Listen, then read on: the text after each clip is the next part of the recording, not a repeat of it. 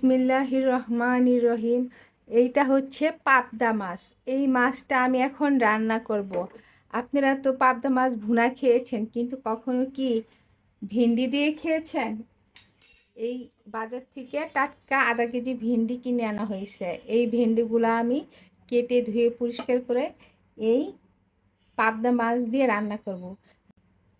এখন আমি মাছটা ভাজা করব। মাছটা ভাজা করতে আমার লাগতেছে হলুদের গুঁড়া,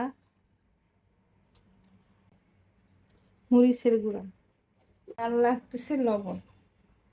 এখন আমি মাছটা মাখাবো। আমি মাছটা সুন্দর করে মেখে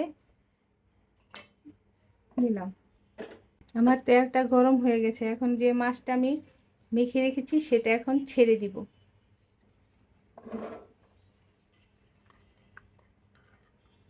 বিসমিল্লাহ। এখন আমি মাছটা আমি 5 মিনিট ভেজে নিব। 5 মিনিটে আমার মাছটা ভাজা ভাজা হয়ে গেছে। এখন আমি মাছটা উঠিয়ে ফেলবো।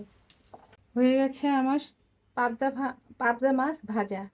এই ভাজাটা দিয়ে আমি ভেন্ডি আর আলু দিয়ে তরকারি ঝোল রান্না করব। এখন আমি পেঁয়াজটা দিয়ে দেব।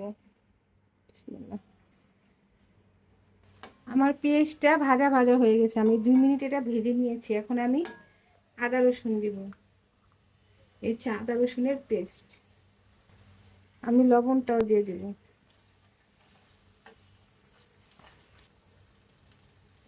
1 চামচ মরিচ দিলাম, 1 চামচ হলুদ দিলাম।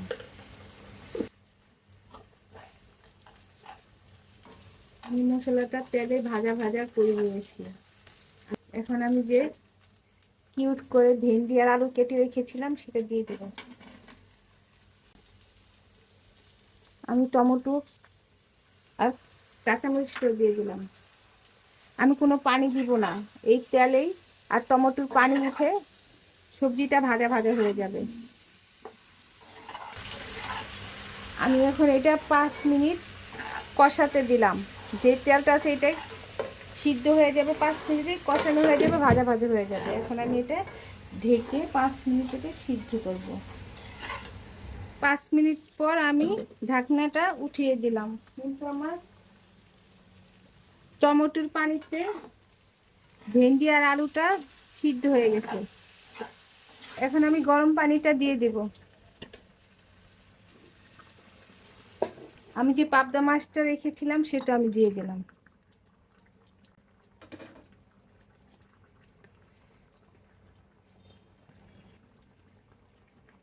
আমি ধনে পাতাটাও দিয়ে দিলাম। আমি এটা আর 5 মিনিট রান্না করব। তারপরে আমি এটা চুলাটা বন্ধ করে দিব। 5 মিনিট আর রান্না করলে আমার রান্নাটা কমপ্লিট হয়ে যাবে। আমার রান্নাটা আই থিঙ্ক অলমোস্ট হয়ে গেছে। এটা হচ্ছে পাবদা মাছ। এটা আমি ভেন্ডি আর আলু দিয়ে তরকারি রান্না করেছি।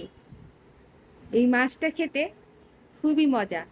আপনারা হয়তো ভেন্ডি দিয়ে আলু দিয়ে কখনো রান্না করে খাননি। এভাবে একবার রান্না করে খেয়ে দেখবেন। আমি খুব সহজে যেই প্রসেসে রান্না করেছি এটা ফলো করলে পরিবারের সবাইকে নিয়ে আনন্দে নিয়ে খেতে পারবেন। তরকারিটা এতই মজার হয়েছে যে নিমিষেই প্লেটের ভাত শেষ হয়ে যাবে। একবার হলো ট্রাই করে দেখবেন। আল্লাহ হাফেজ।